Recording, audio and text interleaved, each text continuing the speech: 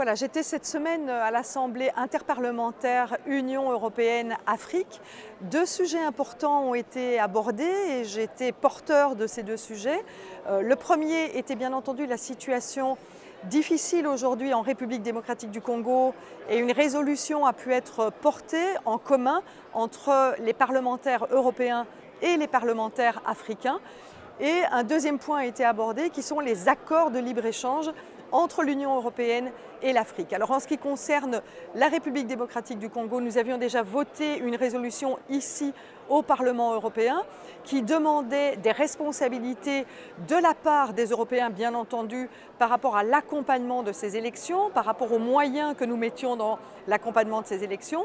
Nous demandions également au gouvernement de la République démocratique du Congo d'opérer dans le calme et de pouvoir garantir des élections qui soient des élections libres, multipartis, mais aussi avec le respect des droits humains. Et nous demandions aussi, bien entendu, le respect de la Constitution. Alors cette résolution a été portée à l'Assemblée parlementaire Union-Afrique et elle a été heureusement acceptée par nos partenaires africains. C'est un bon signal parce que la question des élections en Afrique ne concerne pas que la République démocratique du Congo et donc avoir pas mal de pays aujourd'hui qui soutiennent ces démarches qui sont des démarches démocratiques, eh bien ça permet aussi d'avancer avec des partenaires qui veulent la stabilité sur un continent qui est un continent important.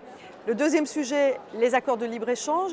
Il y a dans les jours qui viennent un accord qui va venir sur la table du Parlement européen qui a été signé la semaine dernière au Botswana et qui est l'accord avec tous les pays de l'Afrique du Sud. Alors cet accord, même s'il a été négocié de manière positive avec les pays d'Afrique du Sud, il présente quelques difficultés et particulièrement une difficulté aujourd'hui qui est le manque de participation de la société civile, mais aussi le fait que les parlements seraient peut-être mis en difficulté pour pouvoir le ratifier parce que la Commission européenne tente de faire pression sur ces parlements pour qu'ils ratifient sans qu'il n'y ait de débat démocratique. Et donc nous devons, nous, en tant qu'Européens, travaillant dans le cadre de l'accord de Cotonou pour le développement des pays africains, nous devons être attentifs à ce que la démocratie européenne soit respectée, mais également la démocratie africaine.